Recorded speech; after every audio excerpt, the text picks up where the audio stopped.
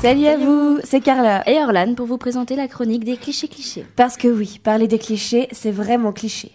Alors cette semaine, nous ne pouvons pas passer à côté de ce thème que nous inspire Greenpeace. Ceux qui la polluent par milliers. Roulement de tambour, les hippies.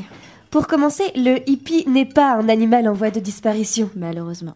Quoi que l'on fasse, quoi que l'on pense, cet humain restera dans l'air du temps.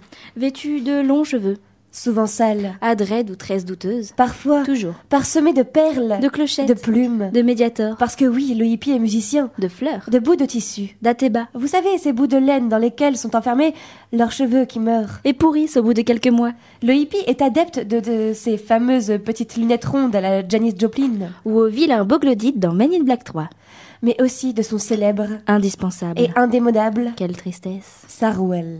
Mais si, ce pantalon super, vraiment super large, rouge, bleu, vert, jaune, ou même et souvent multicolore, parce qu'ils aiment la vie. Et la vieille génération qui leur demande toujours « Bah dis donc, t'as chié dans ton froc ?» Quelle ringardise, n'est-ce pas? Aussi, le hippie n'hésite pas à forcer sur les bijoux. Bague à tous les doigts. 5 kilos de bracelets sur chaque bras. Collier imposant. Boucles d'oreilles lourdes et pendantes. C'est clinquant. C'est bruyant. Un vrai sapin de Noël. Il déguise même le bas de son corps. Chevillère à grêlot.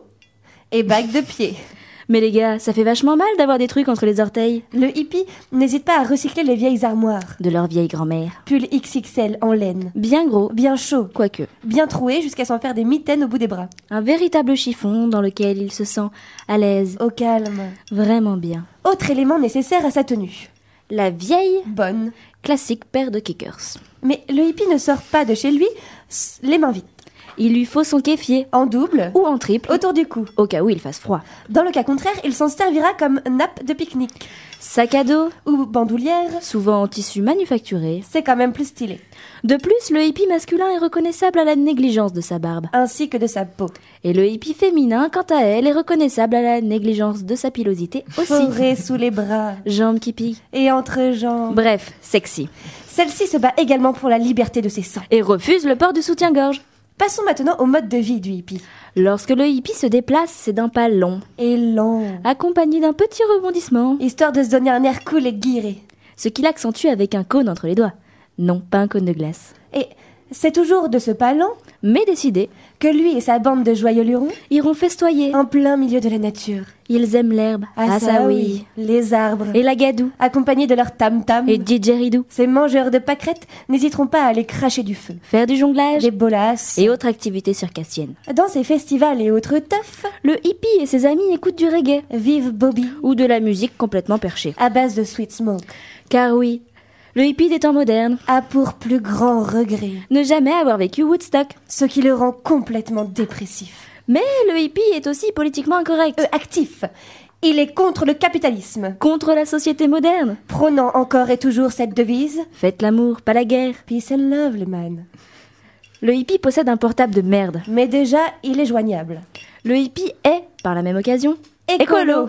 Il aime les animaux et veut sauver les plantes. Surtout les plantes vertes. Il se déplace à bicyclette et crève les pneus de tous les 4x4 qui oseraient croiser son chemin. Il est archi contre McDo. Et le fait briller dès qu'il peut avec son pote José Bové. Et va faucher les champs de blé que cultive Monsanto. Son pire ennemi. Parce qu'il se nourrit exclusivement de nourriture saine et bio. Le hippie mangeur de fleurs ne croquera jamais dans la chair d'un animal. C'est contre ses principes. Il préfère picorer des graines et croquer des carottes. On peut également le trouver à Notre-Dame-des-Landes, muni d'une fourche et d'un bout de bois bien taillé, dès qu'un journaliste ose approcher la zone. Ou sinon, plus calmement, nous le retrouvons place du marché, une 8-6 à la main.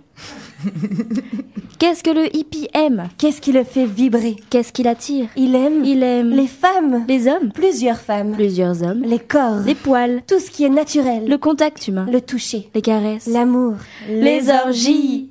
Mais oui, tout le monde se rappelle de cette magnifique scène dans OSS 117 avec ce groupe hippie.